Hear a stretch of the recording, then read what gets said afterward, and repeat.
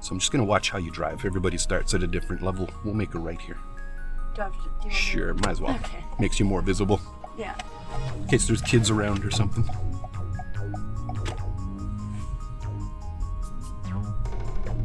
You like driving? I like it. Yeah. I like my mom's SUV a lot better though. Right on. Yeah. She has a Lincoln. Ah, yes. Yeah, those are nice. It's got all the bells and whistles and yeah. There's a few bells and whistles in this thing. I turned them off. I'm gonna make a left turn.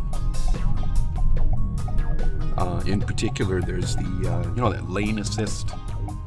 Yeah. If you get too close to the lines, either left or right, it sounds an alarm. Well, with some of my Thanks. yeah, with some of my newer students, they kind of drift towards the lines, so that alarm goes off all the time. So I turned it off. Let's make a right turn here. Okay. We're just doing very basic stuff today, nothing too fancy. I'm not going to do any drifting or anything like that. Not today, anyway. Donuts. We'll do some donuts.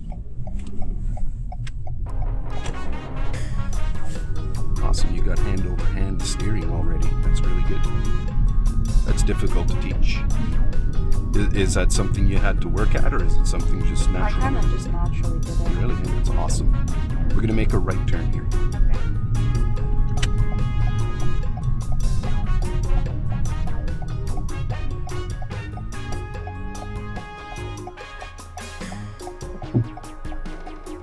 Excellent, really smooth braking, especially on days like this. It's important to start slowing down sooner than you normally would for good road conditions.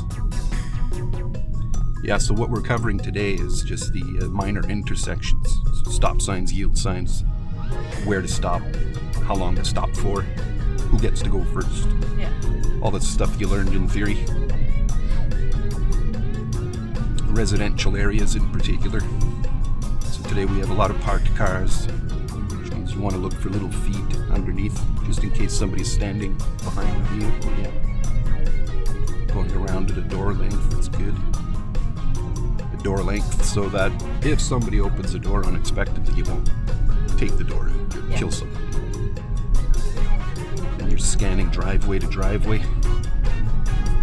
looking for anything that moves.